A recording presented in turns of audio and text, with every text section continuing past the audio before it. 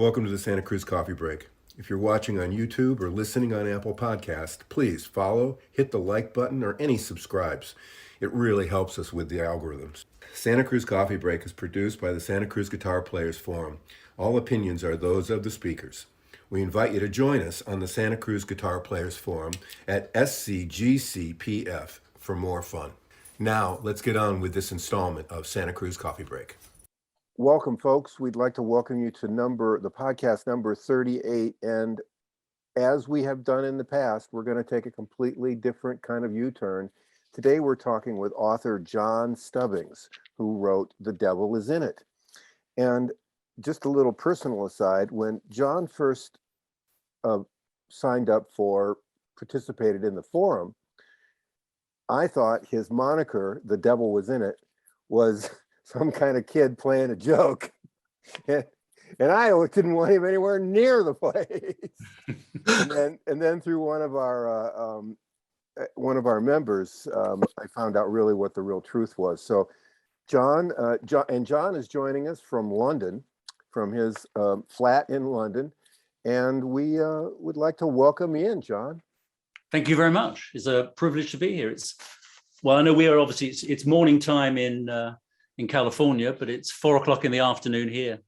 And as I explained, the builders in the building have finally stopped hammering on the walls, so we might get a bit of peace and quiet. I expect the neighbors to bring their gardener here shortly, so we'll have probably the air blowers and all of that going on. Perfect. Morning, Tad. How are you up there? I'm good. This is exciting. It's going to be a lot of fun, I think. This is our first international Zoom, I believe. Wrong. Choosy. Oh, that's right. Okay. Second. I saw the choosy one. That was good. It was hysterical. And if you get to know him at all, he is actually quite a picker. He placed very high in Winfield. And that's a feat. That's really something else. So let's get people getting to know you. Give us a little background. Give us a little of your history and stuff like that, because it's different than ours. Yeah. Okay. So I'm from London. In terms of musically, I suppose I started playing guitar when I was probably about 14 in high school. There were a small group of us. So this is in the 70s, late 60s, early 70s. There were a small group of us guys who were just obsessed with music, and mainly that meant LPs, records, and music magazines. There were 3 music newspapers in Britain. New Musical Express was the pretty intense one, I suppose. It was a weekly musical rock and roll music newspaper with pretensions to write at the quality of Rolling Stone. There was a magazine called Sounds, which was very into progressive music. So bands that played in time signatures like 1517, and everything was in the key of F13 with a diminished ninth and with intolerably difficult words. Cat's foot, iron claw, neurosurgeons scream for more, paranoia's garden door, 21st century schizoid man. There you go. That's King Crimson. And then there were the sort of pop newspapers. So we used to spend all our money on records and music newspapers and swapping them. And it was when you walked around with a 12-inch LP under your arm, it was all about it told a story about you. So you had to have the right album under your arm. So a lot of us were walking around with Captain Beefheart albums under our arm, not in any way understanding what the music was about, but it said a lot about us. Anyway, and then there was a small breakout group, and we played guitar, or started to play guitar. And I suppose my early influences were English folk music. But then the sort of first important record, influential record that came my way was the Woodstock triple album. Mm-hmm. And I was probably the first person in Britain to have a copy. Wow. My brother was living in Canada, and he was a hairdresser, and he did Rita Coolidge's hair. And Rita Coolidge's boyfriend at the time was Chris Christopherson. And Chris used to go into my brother's shop and salon and talk to my brother. And one day he brought in the Woodstock album, which he'd just been given by a friend in the industry. So it was a pretty early pressing.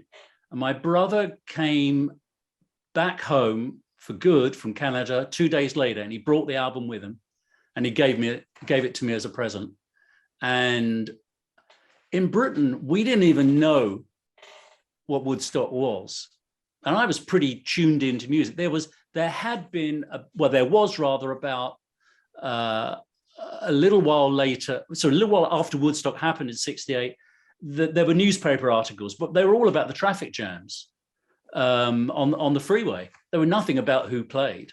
Mm. So I got this album, and obviously there was Hendrix on it, and 10 Years After and stuff like that. But the musicians I was most influenced by and just played on repeat were Joan Baez, Richie Havens, Crosby, Stills, Nash and Young, Country Joe, John B. Sebastian. So I was drawn towards the acoustic side of Woodstock. And that sort of set me on a path of adoring the music of singer-songwriters. So, were you exposed to Sing Out and any of those magazines that were coming out of the U.S.? Yeah, that's interesting. No, they really never. They weren't on my radar. I know what Sing Out is, but no, I just it was. It's very interesting because one of the questions from the book that I've been asked is, why is it called? Because it's called "The Devil Is in It," which is a quote which describes a female guitar player, Degoni, who I can't remember the poet now actually, who saw her and said that she looks fantastic, she plays beautifully, she plays music, and I swear that the devil is in it. Such was her artistry. And but it's the subtitle of the book is A Story of Love, Obsession, and the American Acoustic Guitar. And when I went to publishers in the UK fairly early on, they said, why is it called the American Acoustic Guitar? You'd sell a lot more if it was just called And the Acoustic Guitar. And I said, well, the thing you've got to, it's the American Acoustic Guitar, because the acoustic guitar that I'm describing in the book is an American invention. The steel strung flat top acoustic guitar, sure, it looks like the European classical guitar, a Spanish guitar, if you will, but the steel string flat top was invented in America, albeit enabled by a German emigre, C.F. Martin, but it's an American invention. And it's a very different instrument from the European classical guitar. They look so similar, but they are so different. And obviously the electric guitar is an American invention, not invented by Les Paul. And he was an enabler along the way. He was very late in the invention of the actual electric guitar. And obviously the archtop jazz guitar is an American invention. So that's why it's called the American Acoustic Guitar. It's related to the European instrument, but it's an American invention. And interestingly, one of the people who bought my book said, it's weird that I've learned so much about the history of American music and the American guitar from your book. It takes a sort of like a stranger or an Englishman maybe to give a different view on, and I think there's an awful lot of people in the world and also in America who don't realize that this is an American invention. Without what happened in New York in the sort of 1830s and 40s and 50s, we wouldn't have this guitar. And there's the banjo and the mandolin and the ukulele are really, very important instruments. But had it not been for Martin and X bracing, we could all be playing either banjos or ukes, and they could be the defining instrument. Had it not been for C.F. Martin, one could argue, we wouldn't have the steel string flat top guitar. So that's sort of, I don't know how I got down this rabbit hole. You said we'd go down rabbit hole. Anyway, so yeah. So I started playing effectively singer-songwriter music. And of course I realized a bit too late that girls really like guys who seem to have a feminine side or a soul, who can play acoustic music. If only I'd known that at 14 and 15, my life would have been very different. I just sort of liked playing guitar. I didn't realize that those girls who used to sit in the cafeteria at lunchtime when we used to play guitar sort of were getting all hot and bothered about it. But anyway, that was my sort of beginnings was singer-songwriters. And obviously I got very passionate about the very different British English singer-songwriter scene with people like John Martin and Roy Harper and Nick Drake, who were playing a very different kind of music, and obviously Bert Jansch and John Renbourn, etc. So my sort of musical taste has always been influenced by, James Taylor and Joni and Neil Young and Crosby, Stills, Nash and Young on the American side, and the huge number of folk singers, folk guitarists from the 60s and 70s in Britain. So that's my sort of background. First, I have to say kudos for the Captain Beefheart reference. I've been meaning to throw that in. But secondly, what you're describing is a kind of a feedback loop that seemed to have been established between England and the United States, not just in the development of the instruments, but also in the development of the music. And I think that's an area that's really intriguing to me. And then the other thing is, it sounded sort of like when you were describing your big cuts on the Woodstock album, you probably would have been one of the morning music guys. You would have probably preferred the mornings there. Yeah, oh, absolutely. There was no way perhaps I would have been up at 10 o'clock, 11 o'clock at night listening to Hendrix and Sha-Na-Na and whatever. I liked all that stuff. I liked the whole album, and I played it to death. And my friends who played guitar, and there weren't many of us, used to come around to my house, and we'd sit there and we'd listen to all six sides, with sometimes without talking. Yeah, all the way through 6 sides of Woodstock, because to talk was showing enormous disrespect. But again, that was in a time when I was growing up. I remember going to buy Harvest, Neil Young's Harvest, and going to the record shop. Came in on a Monday. US releases tended to happen on Mondays. These weren't imports. These were pressed in Europe, and they came considerably, sometimes a couple of weeks, sometimes a few months later than when they were released in America. But I remember going home, and you would put the album on, you'd listen in silence to the whole of side 1, you'd turn it over, listen in silence to the whole of side 2, and you'd do it all over. I mean, I knew the lyrics to all the albums all the tracks off of Blue by Joni Mitchell within about 2 days of buying that album. But you don't do that now. No one sits in there. I mean, we mainly did it on Sundays because there was nothing to do on a Sunday. All the shops were shut. And you certainly want to spend any time with your parents. I used to go up to my room and listen to LPs, and you'd listen to 6 LPs back to back. But now, because we don't know, we listen to songs, one tune off of albums. Yeah, I think that's really a lost situation. I like to drive. I like to drive long distance, and there's nothing better than 4 or 5, not albums, but CDs, and the silence of just listening to them. And I know that, and I'm a little older than you, but I remember that whole time. I mean, I know that whole thing.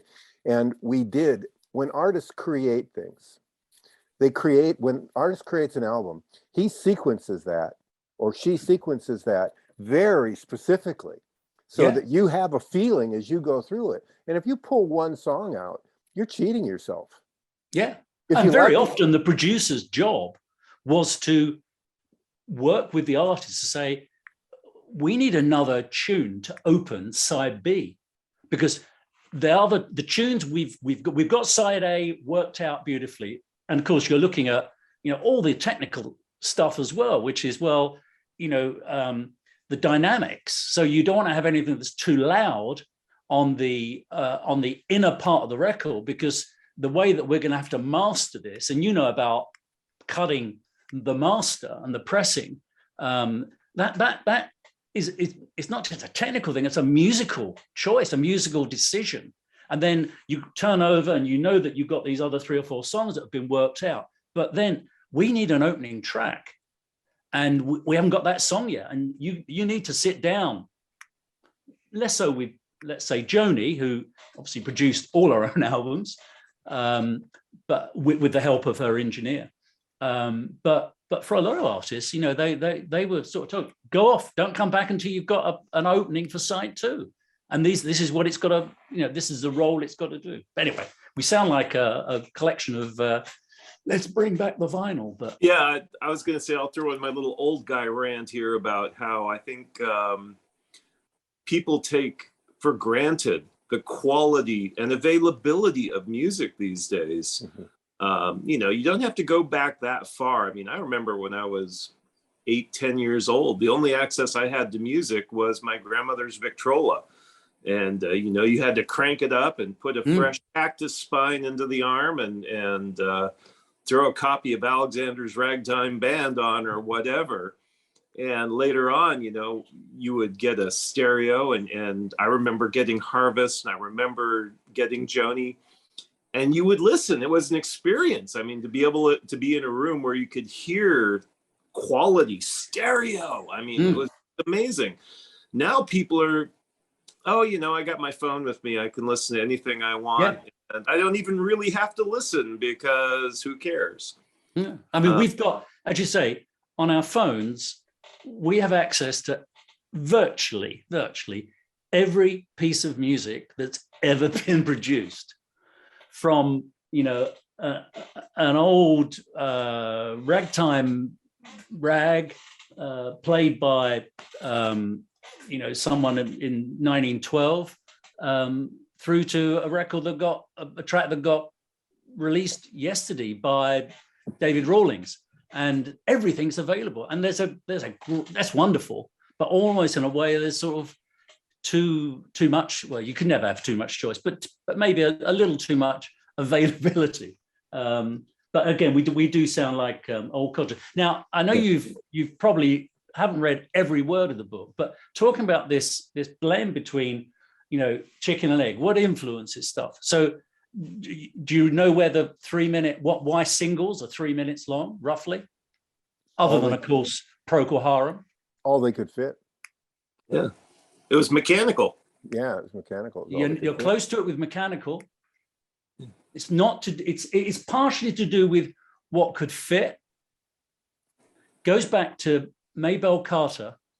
So all of those early recordings, the Bristol sessions, the Ralph Spear, they were recorded on a clockwork-driven cutting lathe, record cutter, not electric, because the electric power in Bristol back in the 20s was unreliable. So when they took the recording lathe down to Bristol, the lathe, the cutting disc sits here, sort of, I'm sort of 5'8", so at about sort of 5'6", and there was a pulley with a governor and a gravity feed weight. And when they switched it on, what they did is they released the gravity feed weight, and the weight went down, spinning the lathe, and you know how long it took to get to the bottom? 3 minutes. Yeah. And that's Interesting. why Spear says, right, give me what you got, but if it's 3.5 minutes. But if you go over 3 minutes, we ain't going to get the end of the record. And that's so what influence was, he was saying, I only want to record people who can definitely hit a time band. I can't record people who will screw it. So you've got to get it right pretty much in the first or the second go. Otherwise, you're out of here. So all the amateurs in line waiting to be recorded, they get kicked out. And it's the guys and girls and bands like the Carter family who've got enough songs, could actually say, we've got this song, it's got 3.5, it's got 4 verses and 2 choruses. Well, you've got to kick out one of those verses because I'm only recording 3 minutes. And so it's electromechanical, as you say, it's what could be cut, but also it's that the time it took for that weight to get down. And that shaped for the next 150 years, the rough length of a single. So, and that was the sort of thing I was interested in with, I mean, when I started writing the book, one of the questions I was asking myself, and it goes, I know we're going to come to this, was why are there so many different guitar shapes and sizes? There must be a reason for that. And was it like, I mean, there's a simple answer, which is it's about louder. So you back in 1900, as we all know, this was a big guitar. It's a parlor. You couldn't get, other than by special request, you couldn't get a guitar a lot bigger than this. And this is, this happens to be made by Santa Cruz, so it's as loud as hell. But because it's brilliantly made, everything in it is working to sweat the top, make sure the sound bounces off of the Brazilian walnut inside, and the bridge is in the perfect place. All that stuff that Richard and his team built on, obviously standing on the shoulders of the Martin Company, as he generously and would only ever admit, but just getting it a bit better. But then, so why was there a double O and a triple O and an OM and a dreadnought and a jumbo? Well, one of the answers, as we know, is the search for louder so that I can be heard above the violin and the banjo, but also louder so that if I, as a solo player, I can play bigger spaces, more seats, more take on the door. It's sort of as simple as that. It is actually obviously a lot more complex than that, but at one level, it's as simple as that. And that's what sort of slightly fascinated me and drove me to sort of start researching and writing the book. So it's kind of interesting because, I mean, it's not kind of interesting, it's extremely interesting because on the electric side of things, the British brought us electric music by what they dug out of the original blues guys. I mean, they really brought us electric music. Yeah. And yet we kind of have brought over, from what I'm getting from you, we kind of developed the acoustic guitar here because all those people that were influences to you, most of those people started in the 60s, the early 60s. Like Crosby was in Greenwich Village in the early 60s. All these people were there in that 60s. Yeah. And the folk music it was just, learn a song. And it just kind of came out of that. And I agree with the girl thing too. You probably met more women being a soulful guy, I did a lot of work. So my job, my career, such as it is, was in advertising and marketing and brands. And we were hired, we were London based, and we were hired by the Harley Davidson company to help them with the genuine global expansion of the brand. Obviously a brand incredibly successful in the US, sort of a birthright. But the future for the company was we want the brand to be as powerful and to mean as much in other countries. And to do that, you've got to define, what's the brand about, and what part of the Harley Davidson brand do you take when you're trying to sell motorcycles in China or motorcycles in India, in the developing countries. And the straight, American flag and just ride, it's great, but it might not play as the perfect way to sell Harley around the world. And there would be people who say, well, I don't give a flying this because I only want it to really work in America. But for the brand to be successful, it had to do that. So we did a lot of work in Milwaukee, and I spent a lot of time with Willie G. Davidson, who's the grandson of the founder of the company. And I remember Willie saying, and I won't use the word because we'll get blocked on YouTube, but I'll let you guess that it's a particular sort of word. He said, the reason why most guys ride bikes, it means they're going to get laid. And I said, Willie, I'm going to take you to task on that. I tell you what, there's one thing that actually gets you laid quicker and gets you better looking women than a Harley or a motorcycle, and it's an acoustic guitar, which he did actually. He bought it, and it was true. I just didn't. The thing is, I was a bit immature. I just didn't know.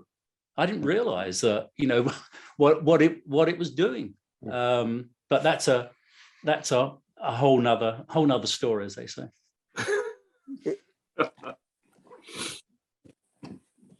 When you talk about, and it seems like you've kind of said this already, but what was the real aha moment that you had when you went, oh, I'm going to write a book about this?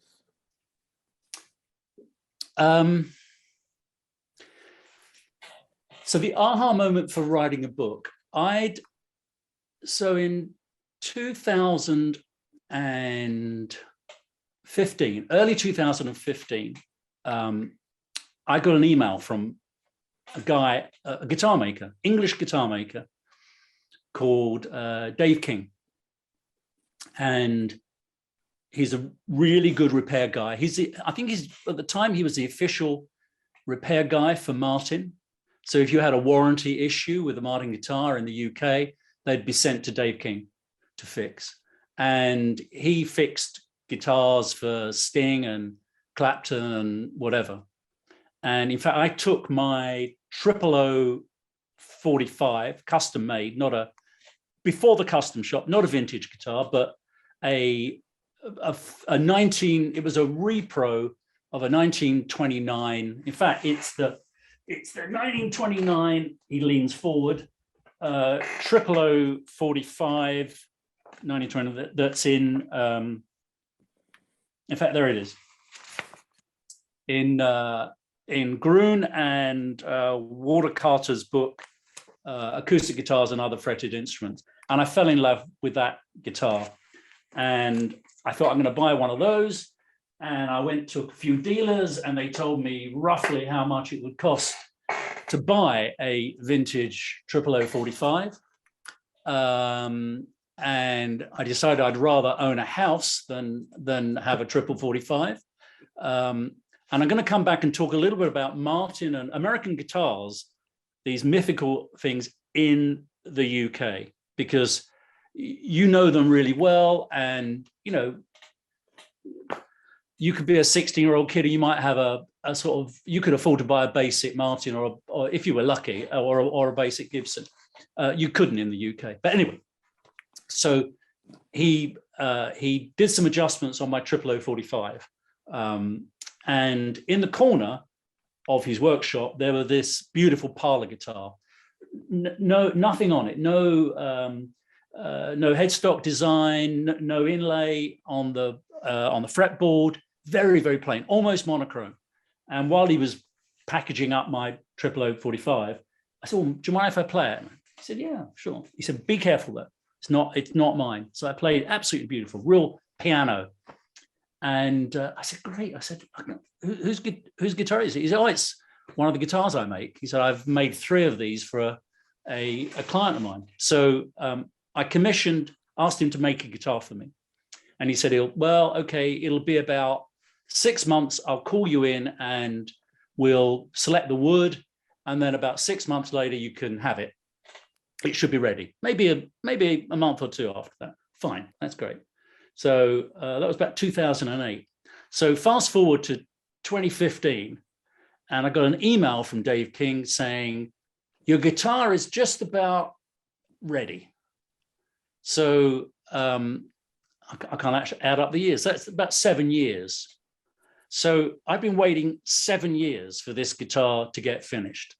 And if you talk to lots of people who've ordered custom-made guitars from single luthiers, guys who are working on their own, perhaps with an apprentice, most of them are very efficient. Some of them are a little bit skittish, and it may take a couple of years to get one. And there are some well-known slow builders around, and there are some very well-known, very efficient builders.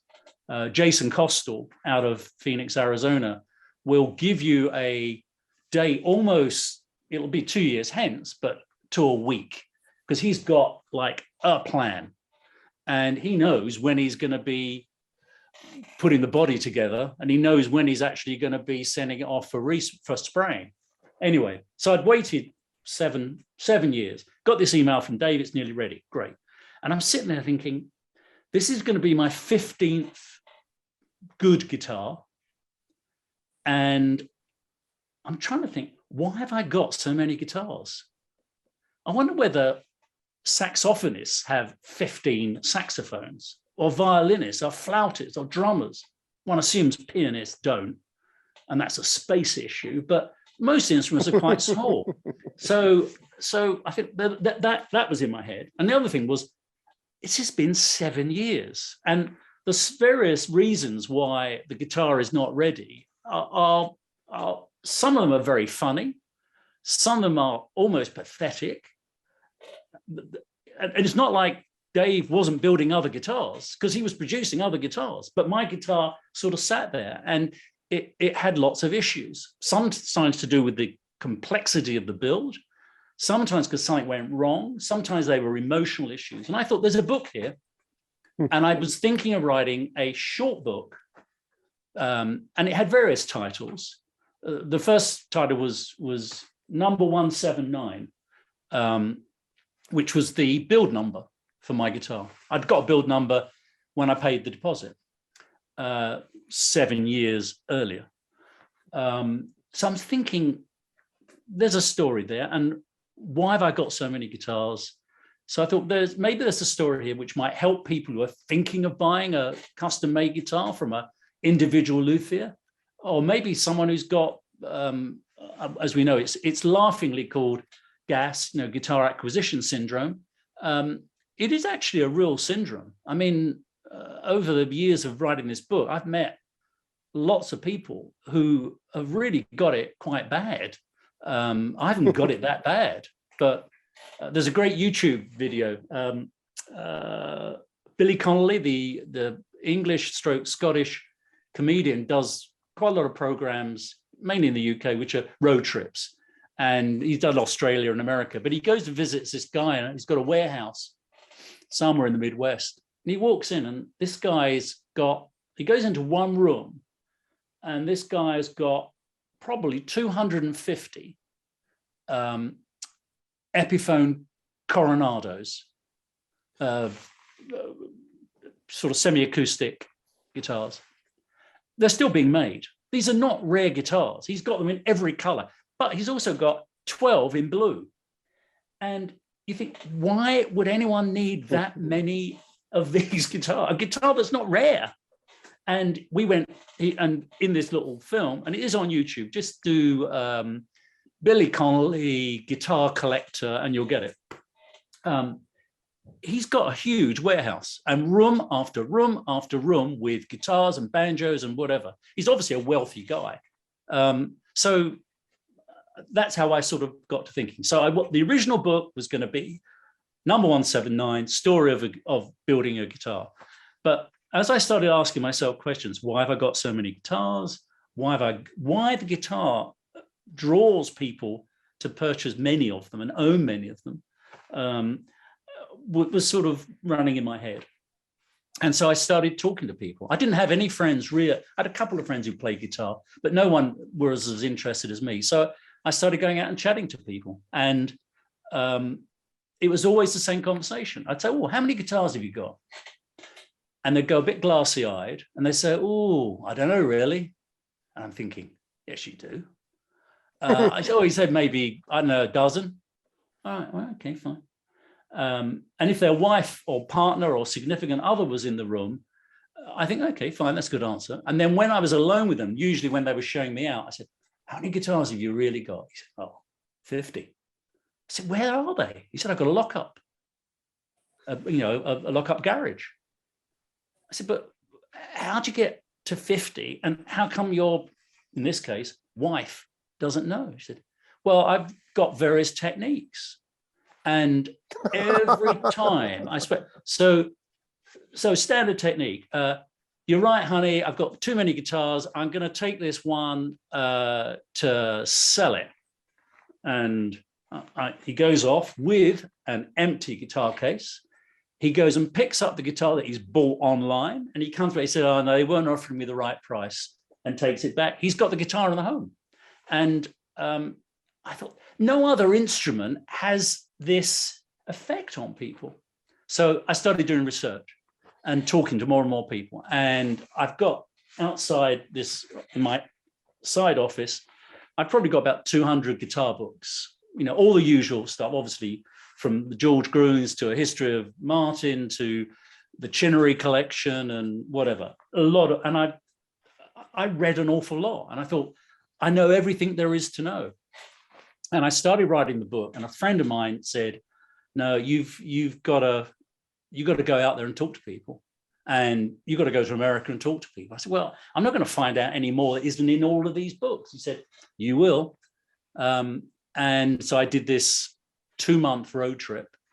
And after I as I was completing that, or as I was doing it, I thought there's a much bigger book here. And there's a fantastic story to be told, because the steel string flat top acoustic guitar is the instrument of our time. It's the most influential musical instrument there's ever been. It's changed the shape of not just music, much bigger than that, politics, civil rights, politics with a big P, politics with a small p. Hoover has a terrific phrase, which I have not memorized, where he said, this is an instrument that brings people together. It creates life relationships. It makes people think about different things. It might end a war. It's the music that comes out. What the key thing was, it was a musical instrument that democratized music making in a way that the fiddle and the banjo and the uke didn't. It put a relatively easy to play, because if it was that easy to play, I'd be a much better guitarist after 40 years of playing than I am now. It's a devilishly difficult instrument to play well, as we all know. But it just changed the shape of music, but not just music, but politics and civil rights and life, et cetera, et cetera. So I decided I wanted to tell that story. And that's what, there were 2 aha moments. The first one was, I'm going to write a book about having this guitar made. And then after a few months and doing more, the thing about doing research is only when you start doing research do you know what you don't know. Yeah. I mean, I've got, friends of mine who are not really into music think I know a lot about music. Oh, hey, John, can you put a playlist together? We're going to, we want to do it. Or can you? And I said, the thing is, you think I know a lot about music. And I put it a lot kinder than this, because you know very little about music. So in the land of the blind, the one-eyed man is king. So you think I know a lot about music. I don't really know that much about music compared to what there is to know. And it's a bit like the same with guitars. I thought I knew a lot about guitars until you start doing research and you realize how complicated and how interesting it is and how important the instrument is. And that's when I then started writing what became a 170,000 page book. I would have made it shorter if I'd had a bit more time, as Winston Churchill once said in a letter. Sorry, this letter is so long, I didn't have time to write a short one. And in a way, I spent 7 years writing the book with a lot of help from some wonderful people along the way. But essentially, I sat in this room with a computer and a pile of books and references and wrote the book. And as you know, it's 3 books. It's a history of the acoustic guitar and the influence it's made on music and life and civilization and the way we are today. It's the story of the making of one guitar that I commissioned, and it's woven within that is a story of a road trip. So I went on. I did lots of meetings, and I went when I saw lots of people. But fundamentally, in the heart of it, I flew across to New York, rented a car, and spent 2 months driving from a meeting and talking to people from New York to Pennsylvania, down through the Appalachians, Nashville, Memphis, down to New Orleans, and then up to San Francisco and down the West Coast, and ended up at the Taylor factory on the border with Mexico, which sort of in a way gave me lots of different insights that genuinely you don't read in books. So. It's a really interesting journey, and let's just say that right now, for all of you that are listening and watching, that you'd love to have a copy of the book. The book is sold out, but there is going to be a digital version available, correct? Yeah, an iPad edition. Yeah, it's a fascinating story, and the first couple of chapters, I kind of went, why are we going here? Why are we going here? Why is he taking me here? And then I kind of started to begin to look forward to the swerves and the curves and the and the unexpected stuff that I found in there. Part of it was your relationship with George Groom. He's a pretty interesting guy. Yeah. And George wrote the preface for the book. Yeah, correct? the foreword. Yeah, the foreword. Yeah. So yeah. Well, when I went on this trip, so here's something I'd recommend. I decided I was going to go on this trip. The recommendation of a friend of mine had written a book about the American advertising industry in the 60s. Fascinating book. It was the real story of Mad Men, and that period in New York, mainly New York, when there was so much happening in jazz, in music, in art, and all of that influence on the American advertising scene, which was just America completely changed the shape of advertising. And love or hate advertising, it was just a brilliant time. And he was commissioned to write this book, and the guy who commissioned him said, you can make phone calls and you can ring the key people up. And he said, but most of the people you really want to talk to are dead. He said, I don't think they are. So he went to New York, and he said it was interesting. There was a guy he particularly wanted to interview, and he couldn't get hold of him. And he interviewed somebody else. And my chum said, is Thingy still around? He said, yeah, he is. Let me make a phone call. And he came back and he said, what are you doing in the next 10 minutes? He said, nothing. He said, come and meet him. His apartment's just around the corner. And he said he went and had a conversation. He said, so you've got to go out there, because all of these interesting guys have got gatekeepers. So when I left London, I had one meeting booked, scheduled. And it was a meeting with the curator of the Blues Archive at the University of Mississippi. And I I almost put a pin in the calendar and said, okay, I'll pick a time. And we had a conversation, and we agreed it was going to be a Tuesday morning at 10 o'clock in October. I gave myself about 10 days to get to. But everybody else, I'd had an email exchange with Groom, with Matt Umanoff, with the Stan Jay's family, Stan at Mandolin Brothers, Stan had passed. Yeah. And I'd bought a number of guitars from Stan, and I'd had a reasonably good relationship with him on the phone. But I was never in New York with enough time. I used to travel to America quite a lot. I was never in New York with enough time to go across to Staten Island and meet him. So everything I ever bought was usually mail order, and he'd ship it to the hotel in Kansas where I was working or wherever. And anyway, all these guys said, yeah, I might be able to see you. I can give you half an hour. I'm very busy. I'm running a shop, or I've got this and whatever. And of course they would, at the time I thought, but they always said, ring me when you get to town and we'll fix something. So I'd had an email exchange, as I say, with George. So I rang him when I got to Nashville, first day I arrived there, and he said, yeah, come in tomorrow, 10:30, and I can give you half an hour. I think, fine, that's half an hour. So I got to get to the store at 10 o'clock, want to be early. Get in the store, hang around. I've sort of introduced myself to someone who walks up to George and says, the English guy's here.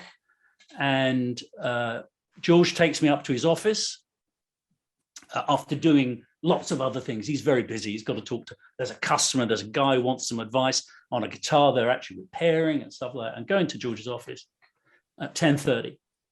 And at 11 o'clock, I said goodbye to him. 11 p.m. So I spent the whole day with George Groom. And so the first thing to say is, I'm sure lots of people know lots about George. So George is studied zoology and animal behavior.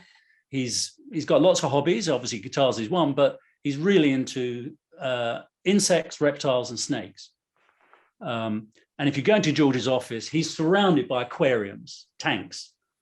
And in the tanks are big anacondas, cottonmouths, the most poisonous snake in North America, iguanas. There's a few stuffed fish on the wall. I think there's some spiders. Now, I hate three things in life: snakes, reptiles, and insects. I actually loathe them, like with a loathing. So I'm sitting in this armchair in George's office, and next to me, there's a huge, great tank with an anaconda in it. And of course, the anaconda is looking at me going, and so I'm trying not to look at it. I'm asking George questions. Anyway, so during the course of the day, and in a way, George has done the thing that anyone else would do. He doesn't know me from a hole in the ground. So I could be a complete jerk or just a guitar tourist. And he can get rid of me in half. And he says, anyway, it's been great talking to John. My next meeting's just arriving. And lo and behold, exactly at 11 o'clock, the phone buzzed. He picks up the phone, his secretary's in there. Yeah, no, I'm gonna be a while, and puts the phone down. And obviously that's his secretary saying, this is the call you wanted me to make at 11 o'clock. So, so I spend a couple of hours with George. So chatting away. He then has to go to a meeting where he's going to value. They've just taken on consignment a whole pile of guitars. He said, "Do you want to come to the valuation meeting?" So I sit there with George and his two guys, and they go through about 60 instruments, valuing them, and you learn how George values instruments, how it works. Wow. For consignment. Then he does have another meeting to go to, and he introduced him this guy. He said, take him back up to the top floor, and he can play anything he wants. So I go into the higher you get in the building, the more expensive the guitars are. So in that top floor, there's a rack of about 11 0045s, not new ones, but vintage ones.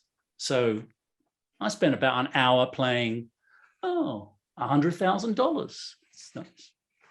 Oh, $170,000. And then the guy says, "Oh, what sort of music do you like?" And I said, "Well, I'm a big fan of Gillian Welch and Dave Rawlings." He says, do you want to play Dave Rawlings' second backup Epiphone Olympic, 1937? What are you going to say? So hands me that, play that, which is great.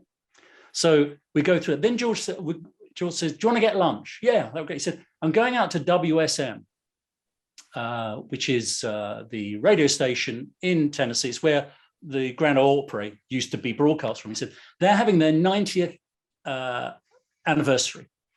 And I've been invited. Do you want to come? Yeah. So we go, and I get to meet a lot of the guys from way back who were the engineers and were setting up the antenna and how they used to do the recording and stuff like that. George knows everybody in that world. We then go and have lunch. We meet a few people at lunch, a couple of musicians, whatever. And then we spend the afternoon together doing various other things, looking at this, looking at that. I get to play more guitars. We eventually go out to dinner. No, he said, are you hungry?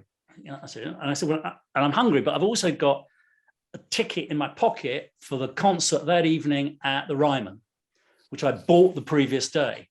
So I'm thinking, well, I'm obviously going to miss that. So I'll just let that burn a hole in my pocket. We go and have something, we walk around the corner from the store, go and have something to eat, and we come back and we get back to the store at 9:45. And good to see you, George. You've been so generous with your time.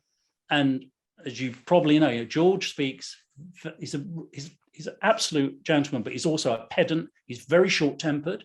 He hates inaccuracy. He will argue everything. And we've had a sort of good knockabout time, but it's been not an easy day. I think you'll find, John, that you are wrong on that subject. When I was talking to Bob Dylan about that guitar, or, well, yes, I sold Eric Clapton 3 Stratocaster necks in 1968. No, I correct myself. 1969, it was the January. I remember it was snowing. And he also bought that's the way, he's got an amazing memory. He's met everybody. And of course, everyone is, yes, Joni bought one of those guitars from me. She telephoned me and I was able to help. I've got a very bad George Groom accent, but that's the way it looks. Anyway, so I'm saying goodbye. And he said, do you want to see some special guitars? I said, what do you mean by special? He said, my pension guitars. So we go back into the store, we go up, and behind his desk, he brings out the first guitar, and it's a tweed case, Fender. So this is, I can't remember what the 0 number is, but we're talking about 0, 0, and 1 digit. It's a very, very, very low number, blonde. He said this was the first blonde Telecaster. So we played that for a bit.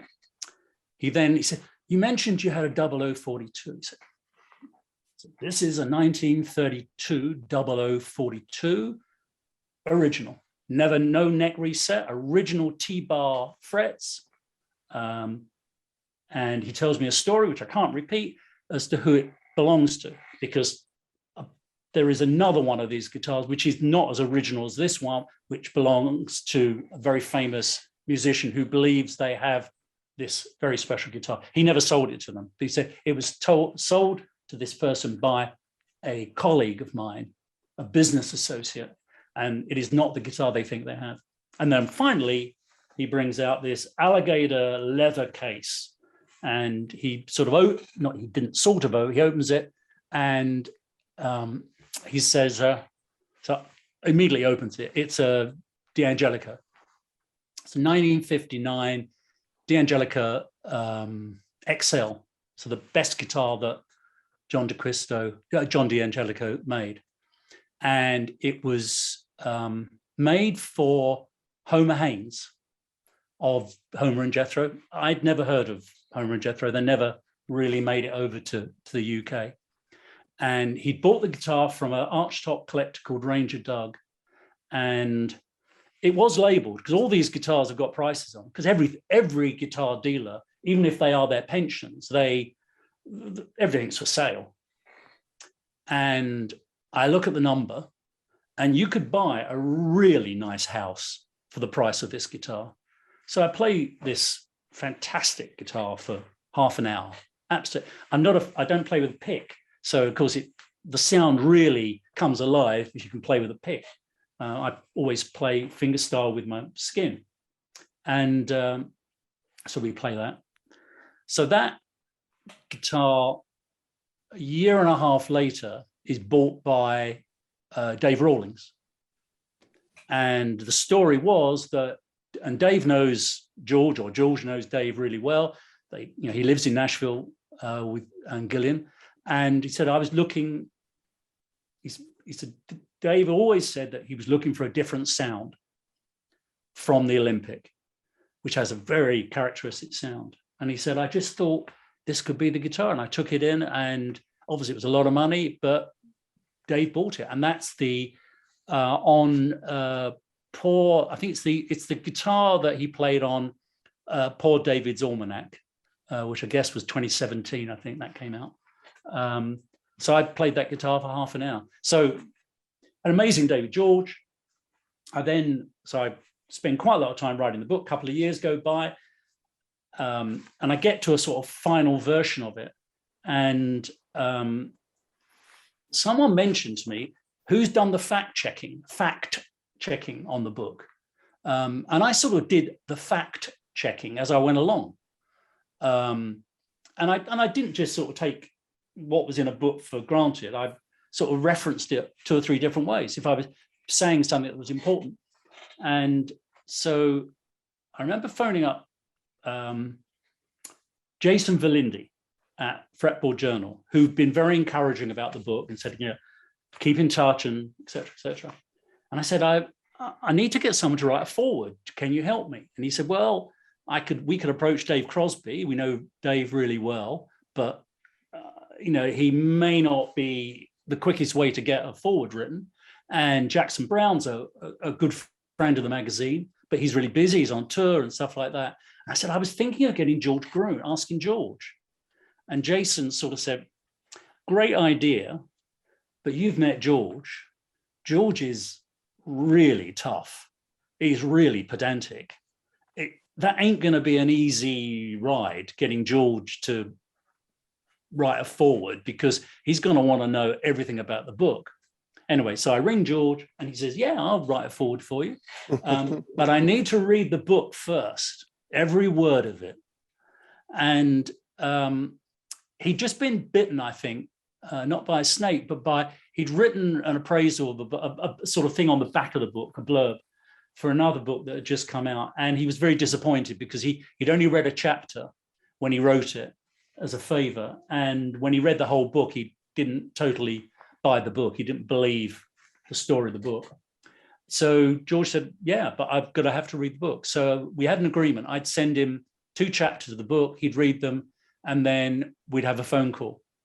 And the system we developed was I'd send him 2 chapters. A couple of days would go by, he'd read it, and he'd send me an email saying, I'm ready to talk to you. And he gets up really early, about 4 o'clock in the morning, and he would ring 4:30, I would ring him 4:30 Nashville time, which was obviously later in the day for me. And he went through every line of that book. And it was both brilliant and exhausting. I reckon I spent about 100 hours on the phone with Groom. And he queried lots of stuff. He introduced, there's quite a lot of banjo in the book, because you can't tell the story of the American acoustic guitar without telling the story of the banjo. And he said, you need to talk to Jim Bolam. I'll introduce you to Jim Bolam. He's written what he doesn't know, what he doesn't know about banjos isn't worth knowing. But I remember there was, and this would be my final bit of the Groom thing. There's a bit in the book. When I got to Nashville, I went to the Ryman Auditorium, and I had the tour. And if you pay an extra $10, you can do a karaoke recording. And you go up into a little studio, glass window that overlooks the auditorium, there's a really nice guy there whose name I've temporarily forgotten, and he'll put a track on and you can sing. And he records it, and you like print out the CD and it says Ryman Auditorium recording. So which I said, well, I've actually got my guitar with me. Do you think I could, rather than singing to a backing track, could I play something? And he said, what are you going to play? I said, well, I'm going to play Hesitation Blues. I'd like to play Hesitation Blues. Not the Hot Tuner version, but the Reverend Gary version of it. So he said, oh, let me hear it. So I play it. And I can play it quite well, even if I say so myself. And he said, yeah, I'll do that. I said, any chance I could stand on the Ryman Auditorium stage and record it? He said, oh, we don't do that. He said, but we could. So he moves a few knobs, he goes down, he sets up a single microphone, as of course you would want. And there's a bunch of Japanese tourists milling around. So I get up on stage, he goes back to the control room, and I play into one microphone Hesitation Blues. And so I've written about it in the book. It's, you know, it's a pretty big moment for me. I mean, I'm a Brit. I know about the Ryman Auditorium. I've stood on the Ryman Auditorium stage, the same place where Johnny and Dolly and Dave Rawlings and Gillian, all my heroes, sang.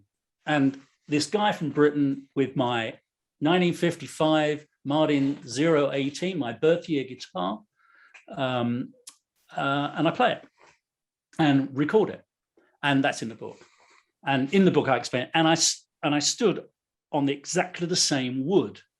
So we get to that bit with George, whatever chapter it's in. And George said, I would carry on with my George impersonation. He said, I think you'll find that you were not standing on the actual timber. I said, well, George, I was. He said, well, no, they rebuilt the stage in 1982, I believe. Yes, the October of 1982, they rebuilt the stage, and he tells me the story that the stage had got weak, and of course, bands were now having, even country bands were having a lot more equipment, and the, not the raft, what they call the joists underneath the stage had got weak, and they had to reinforce it and rebuild it.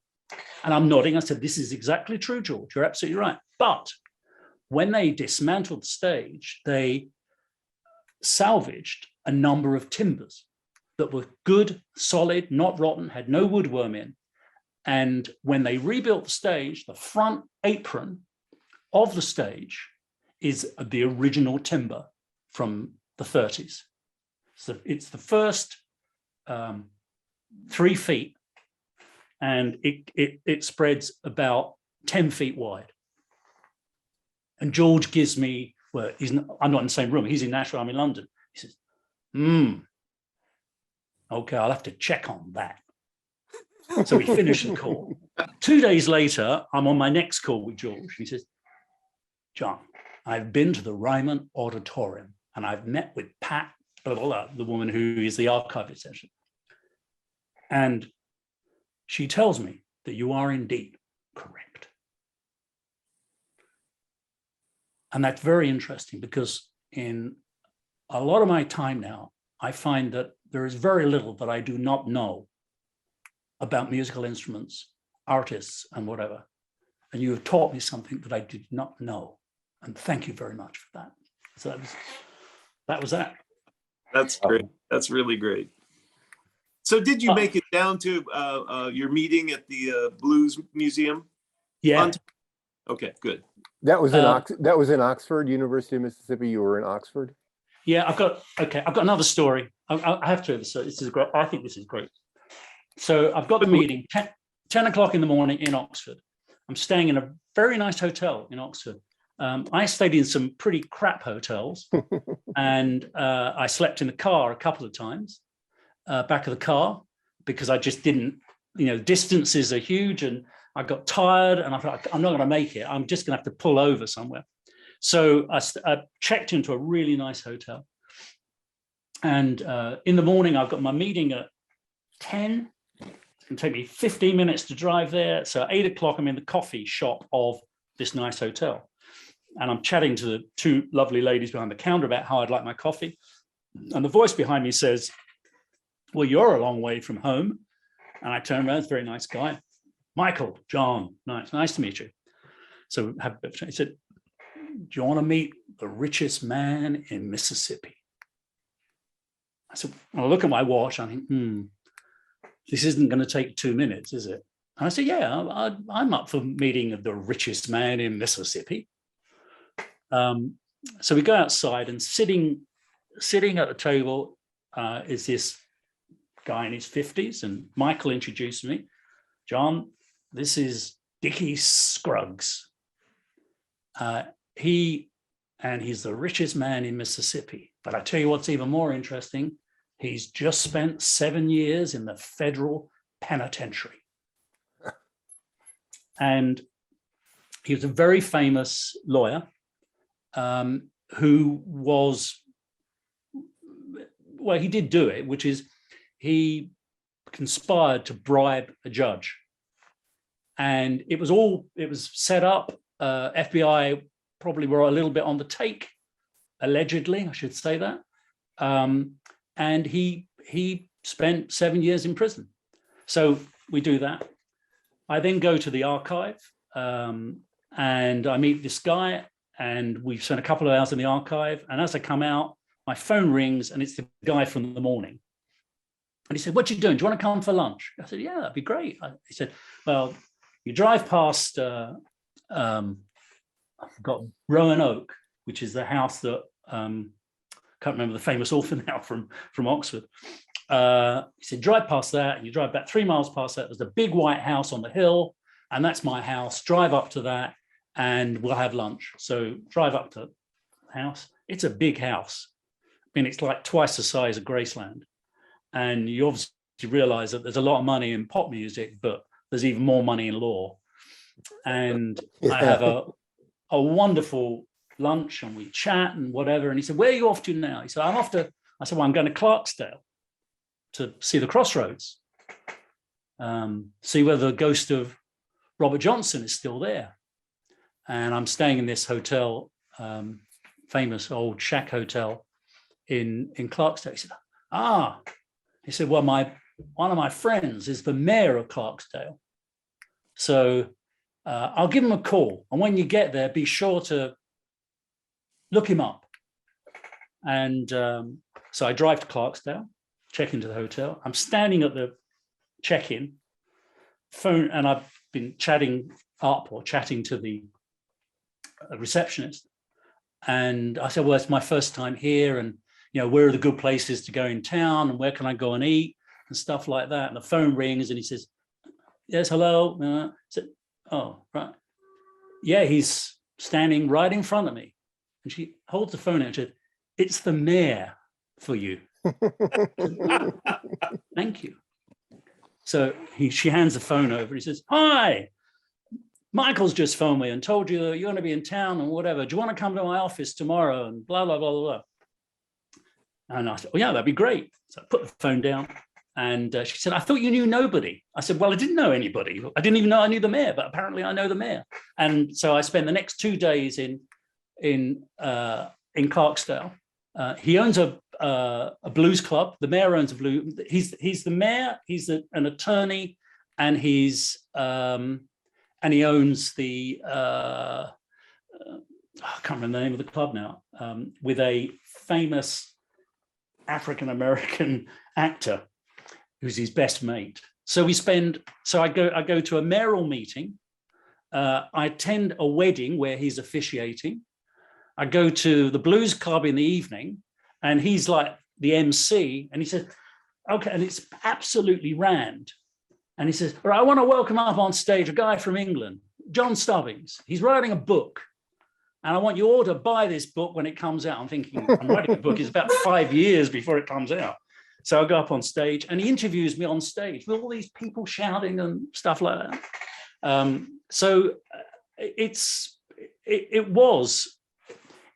It endorsed my friend's suggestion. Go and talk to people. go on your own, because if you go with your partner or wife or whatever, you'll always be saying, I'll see you at lunch. I'll come back and we'll have lunch together. And you don't get to do the thing. So I went on my own for 2 months. And I got a bit homesick from time to time, but I don't think I ever had a dull day. And I always used to sit at the bar, and you always meet someone interesting. So that was and so that 2 months I spent writing. Every night I got back to wherever I was sleeping, and I used to write a blog of what I'd done that day. And that then became the travel log sort of within the book.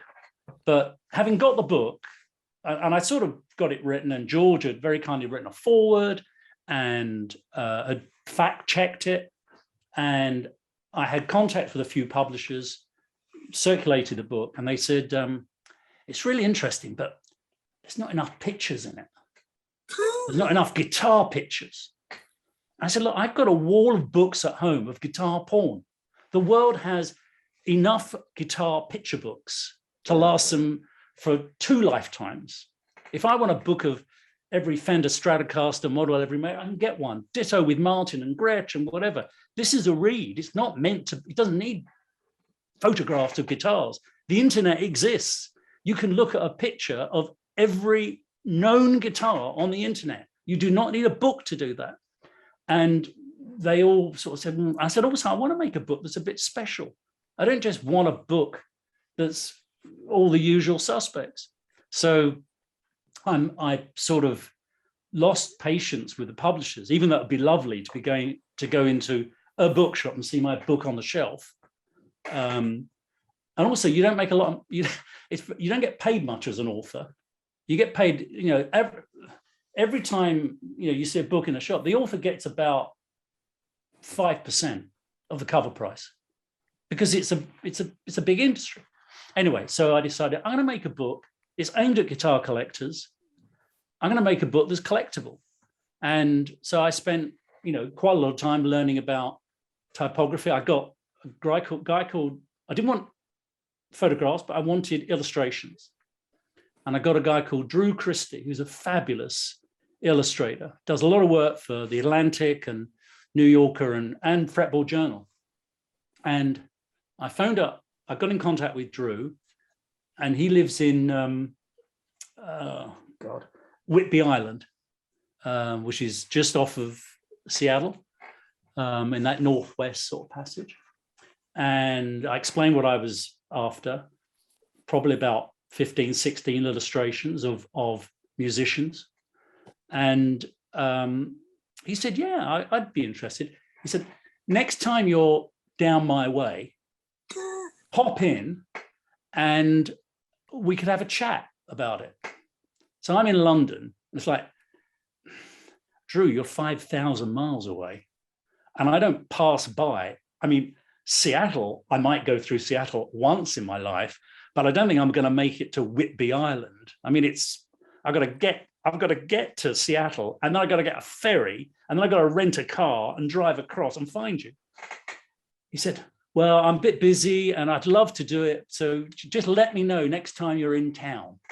So, so I was chatting to my wife, and then I rang up Jason Valindi again at Fretboard Journal. I said, Drew sort of said he's interested in doing it, but he wants to sort of have a face-to-face. Yeah, Drew's a bit like that. He's sort of like, he wants to sort of sniff you. He wants to see whether he wants to do it. He's so busy. And he said, oh, all right, okay. So about a month later, I combined it. I went to see Jason Costal, and I got a flight to Seattle. I popped in to see Jason, and then I went across to Whidbey Island. It turns out that Drew Christie, and look up Drew Christie's illustrations. I mean, they're in the book. So Drew Christie, they're about $1,000 an illustration, is what is his commercial rate. And so eventually I get there to his little shack, and he's got a few banjos on the wall, and he's just a beautiful illustrator. And I took him a couple of CDs, a Nick Drake CD and Bert Jansch CD, sort of quite limited edition ones. He said, I love Bert Jansch. So we spent about 3 hours talking about English folk music. And then he said, yeah, I'd be interested in doing the illustrations. What do you, I said, well, I tell you what, each chapter, I'd like each of the history chapters to have an illustration. But I don't want to have the usual suspects, because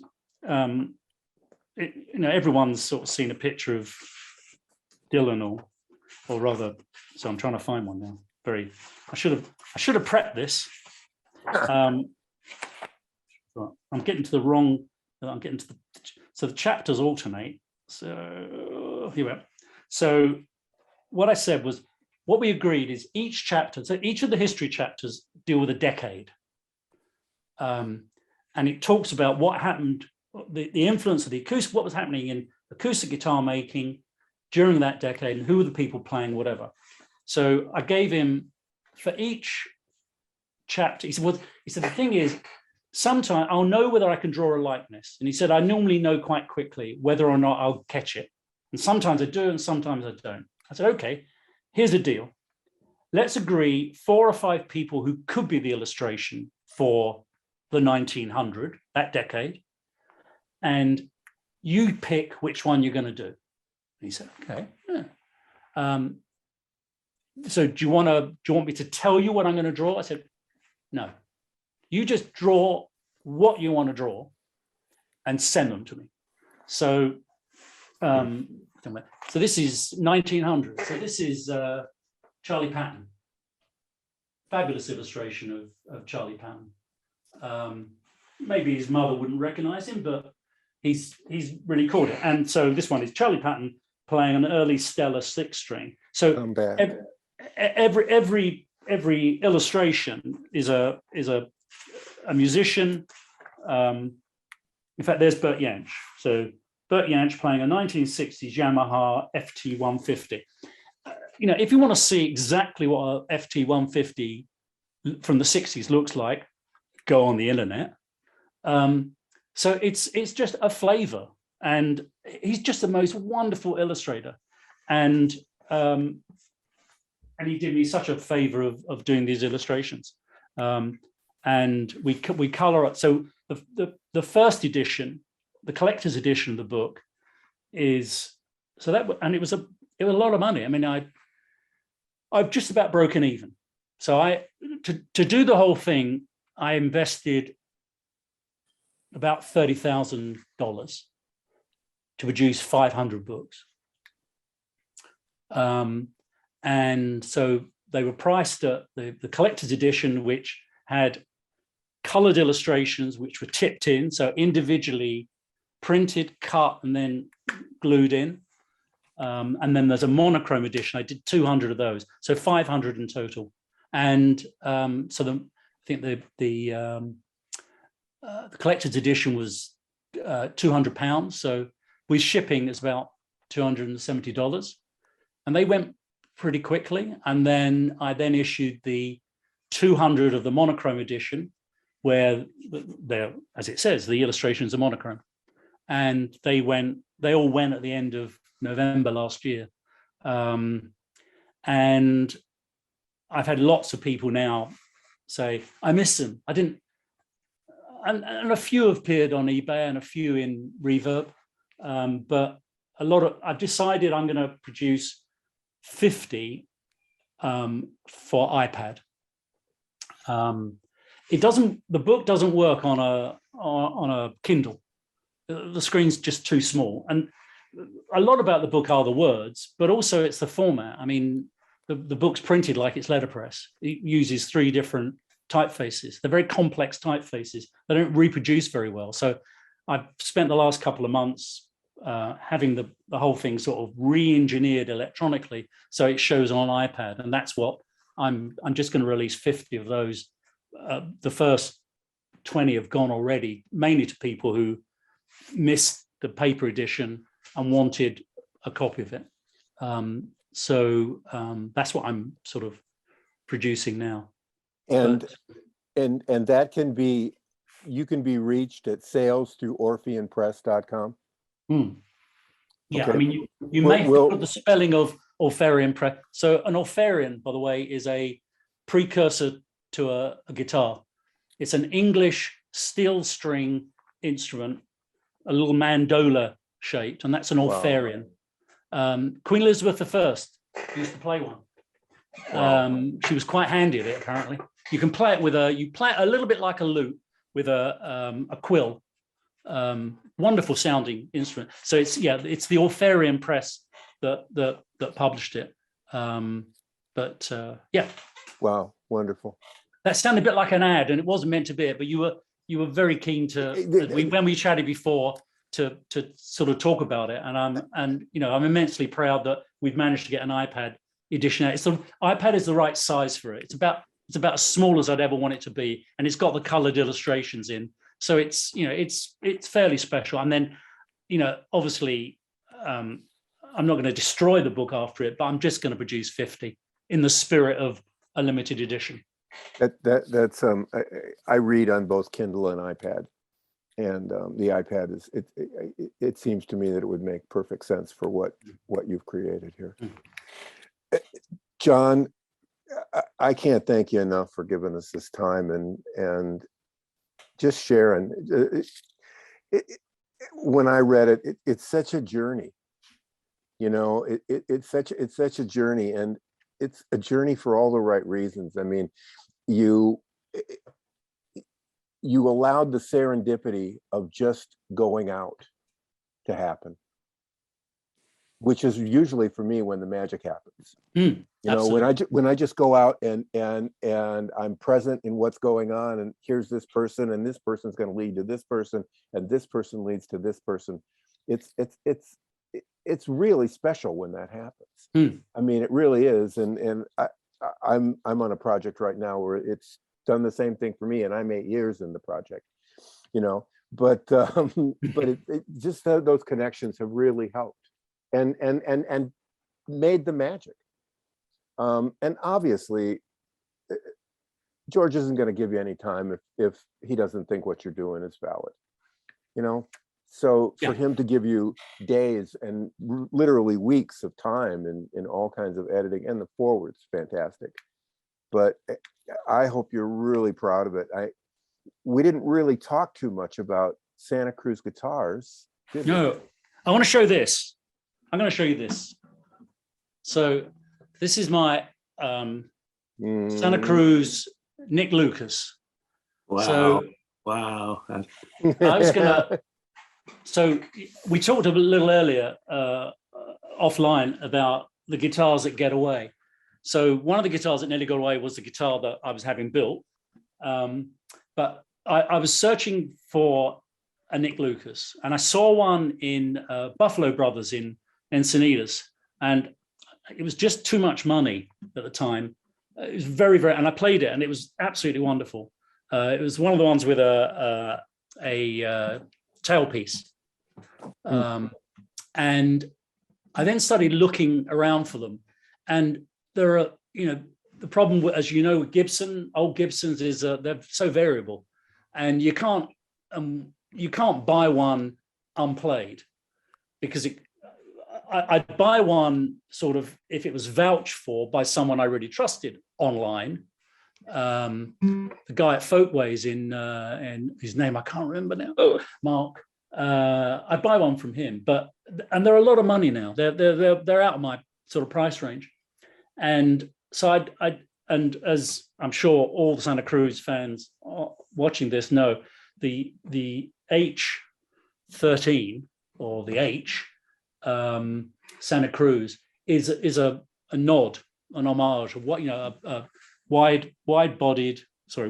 deep-bodied flat top. And I rang Richard, I can't remember when I had this built, and I said, how would you feel about making a sort of Nick Lucas strong nod? And he said, yeah, we'd be up for that. So he said, I've got some fabulous maple. He said, I'll do a maple one. So it's a maple, so it's got that beautiful, very small sunburst, beautifully done maple, and then Adirondack top, again with a small burst, and then it's got the fleur-de-lis and the Gibson style pearl inlay. It's a cracking, absolute.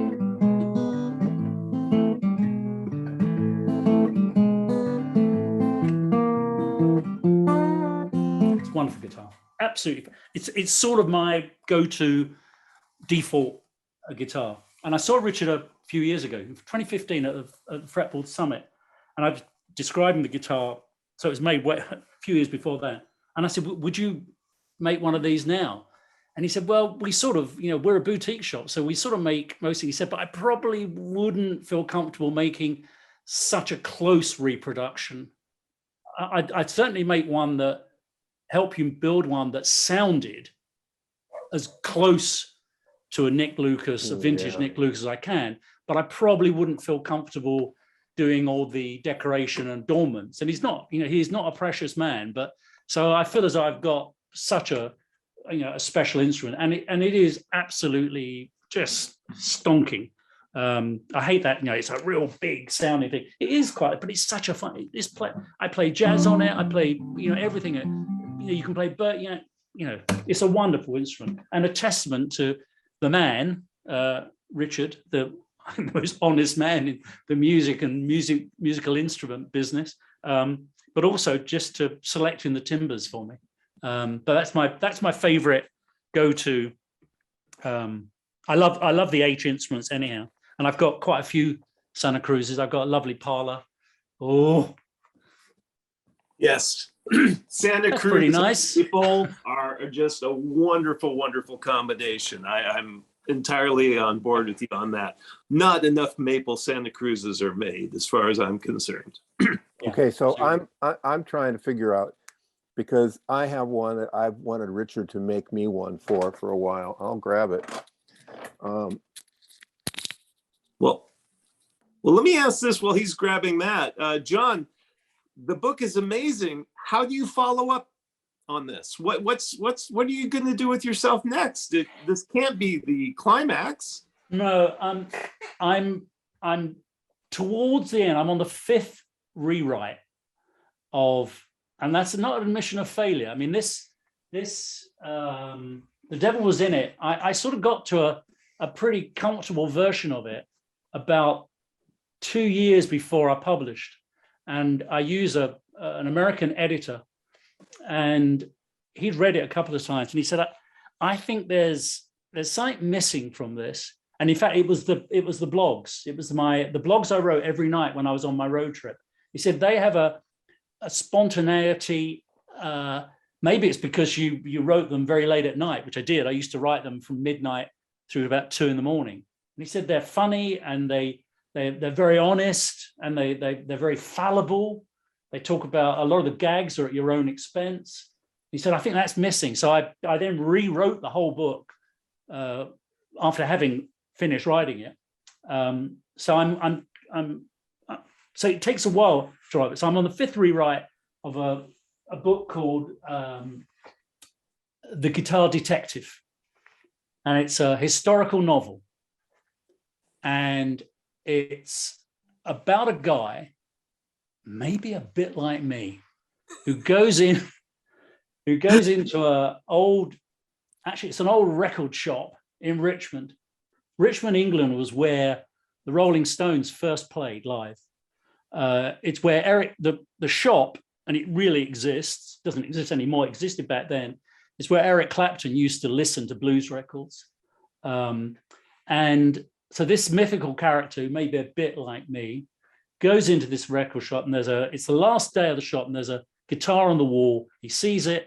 He thinks it might be a vintage Martin. He buys it, and he spends the rest of the book trying to authenticate the guitar so that he can flip it. But in fact, what happens is that he discovers that the guitar belonged to someone who's much more than a blues guitarist. Who's a really, really interesting person, who's a bit of a war hero. So it covers a period from 1900 to 1990. The book is set in 1990, which, by the way, it was before we all had cell phones, before the internet existed. So to find things out, you had to do what I did with a book. You have to get off your arse and backside. I'll let you cut that back in. Get off your backside and go on the road and go and talk to people. It's set in the age of faxes and letters and making long distance telephone calls. And it's a bit of a love story. And what I'm thinking of doing, amazingly, the current version, this is 170,000 words. The current version, and I just last week did the word count on it, is 169,000. So it's virtually the same length as this. So probably what I'm going to do is produce a companion piece to this. And I'll do I won't do 500. So that it looks the same, but it will just say The Guitar Detective as a companion piece. Very different because it's not a historical book. It's not going to be as expensive as this. I won't be using handmade paper. It won't have a decal hand cut edge. It won't use real Irish linen for the cover. It probably won't have lots of, the cover was drawn by Drew Christie. It probably will have something. I'm going to get Drew to do the cover, but it's a novel. So that's what I'm doing. That's what I only spend probably 4 or 5 hours a day writing. And I've been doing that for like the last 2 years. I've been writing The Guitar Detective the day after I published that. So that's the next project. Wow. Well, I'll have to keep my eyes open for that. I'll have to say it is on my bucket list to find one of those collector's editions of The Devil Is in It, primarily because my father was a hand printer and a hand bookbinder for 60 or plus years of his life. And there is an ingrained appreciation and acknowledgement of a finely made book, which I find very, very few people understand these days. But there's a thrill in your soul that's similar to picking up a very fine guitar when you pick Absolutely. up a really well done book. And that was my motivation. And sadly, I only have one copy of the collector's edition left, my own copy. And when it first came out, I sold a guy in Switzerland. I sold him 4 copies. Wow. He has one that he keeps in his guitar room, one that he keeps in his living room, one he's got in its original case and original shipping package that he has not opened, and another one in his music room. He has a Bible lectern, and he has the 4th copy on there. When I got the order, I thought, I can't believe this. So he writes me a check for pretty close to £1,000, and he's bought. I said, "Are they gifts for people?" He said, "No, they're all for me." I'll give you his address. He might be selling one. John, thank you so much. Really,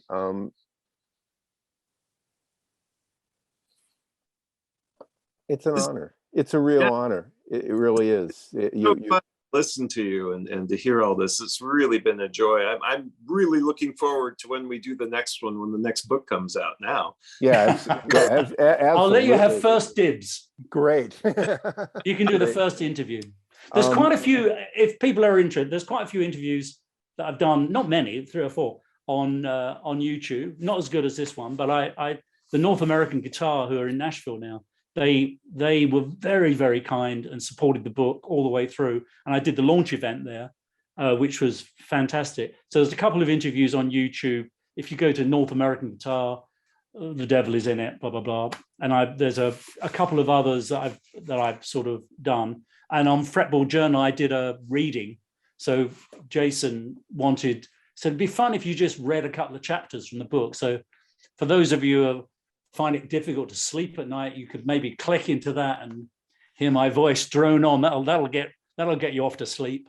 That will put you that's in the Fretboard Journal podcasts. Yeah. Not in the Luthier to Luthier podcast. Correct. In the Fretboard Journal podcast. Yeah.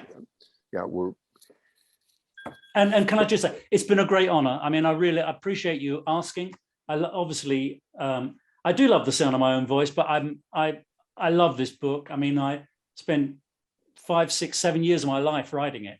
And when people say that, and you know this, Richard, from your project, how can you spend 7 years writing a book? Well, I haven't spent 7 years writing every word, but you just want to make it better. And so, you know, some of those chapters, and maybe because I'm a crap writer, I don't think it is, but some of those chapters I must have rewritten 15, 16 times. Go, hang on, that could be a bit shorter, that could be a bit briefer. I want to put that thought in and stuff like that. So it does take a long time. It's a labor of love. You know, it's sort of, my hourly rate is about $0.01 an hour, I think, on that. But it's still a thrill. I love, you know, I just love having done it, really. You know, you talk about the rewrite and all that stuff, and books, sometimes the musicians will talk to you about things that just come to them. You know, Tom Petty said, I wrote this song in 5 minutes, you know, and then there's a new Jackson Browne. You mentioned Jackson earlier, and there's a new Jackson Browne record out that he said, I've been working on this song for a long time. You know, I've been working on this song for maybe 15 or 20 years. Yeah. And it never was right. Yeah. And I think that's special in what makes us who we are, is that the person we have to satisfy the most is ourselves. Yeah. Well, that's what Neil Young says, doesn't he? I mean, he's exactly the same. He said, and it sounds like an insult, and I suppose Neil Young fans have to have pretty thick skins anyhow. Yeah. But he says, I only produce the albums for one person, me. And I am my toughest critic.